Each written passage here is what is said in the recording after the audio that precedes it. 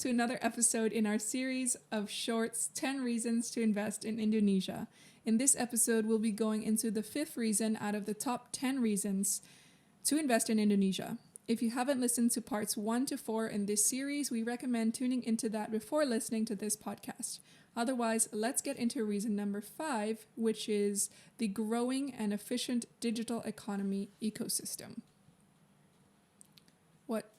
You mentioned that Indonesia's digital economy is expected to almost double in value from $40 billion this year to $130 billion by 2025. Yeah, it's massive. I wrote something based around a report by Google and Baines and Company a year and a half ago.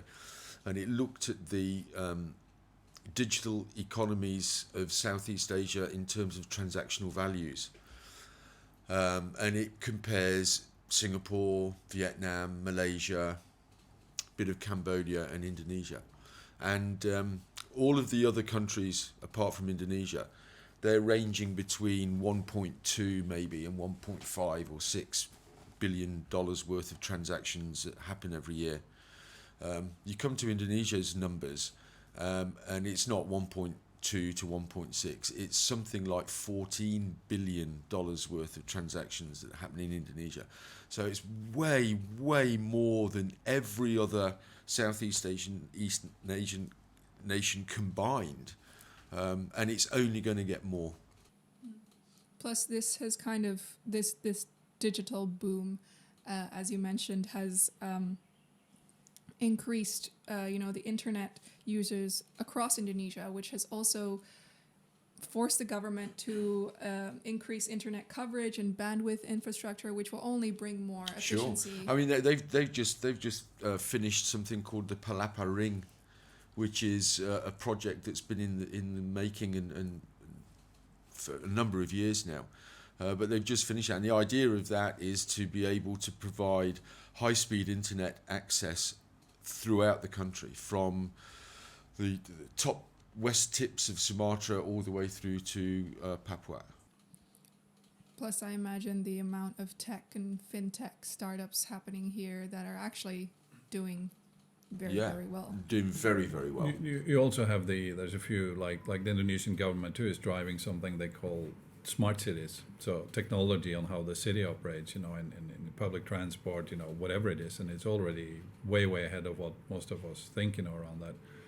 Andy mentioned before, the Gojek setup on this, and we know that Nadim now is the Minister of Education. We can see this drive also happening into education, and now more than ever because of COVID, learning online becomes a big trend, and there is a threat or a sort of question mark on what happens to kids when they don't go to school and so on, and that is obviously important, but there's also an opportunity there to cut through a challenge that Indonesia has seen with their educational system in this downtime, where they get kids into being used to tapping into other alternative learning methods, not necessarily driven by a certain type of mindset that is a challenge in some of the older teachers and the schools and the structures around in Indonesia.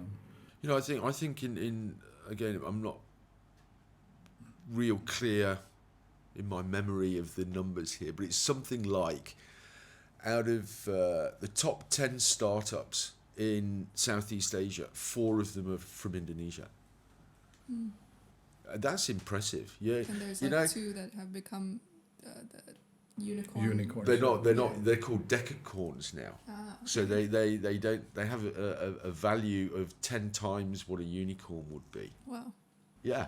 And that's in Indonesia. And that's I feel like this needs to be broadcasted a little bit more. I mean, this is a homegrown, home-developed technological revolution that's happening, if you ask me. And a lot of people that I talk to, expats in particular, don't see it at all. They have no idea at all. I think you look at the number of phones also in the Indonesian market, like smartphones, almost every bright little kid and grown-up will have one, sometimes 2 phones that they can easily tap into all of this, being being trading online, business online, shopping online, education online, whatever it is. Yeah. So the digital economy aspect of Indonesia is going to be huge. It's just going to get better. Thank you so much, Terry and Andy, for your knowledge. This has been reason number 5 in the top 10 reasons to invest in Indonesia. If you want to look at some of the points we've outlined in this episode, they are available on our website, www.sevenstonesindonesia.com, or you can check out Thierry Sanders' Mekar article, which goes into way more detail about all these points. Thank you for all you listeners for joining us in this episode of Top 10 Reasons to Invest in Indonesia. Make sure you keep a lookout for the next episode to find out reason number 6 of the 10 reasons to invest in Indonesia.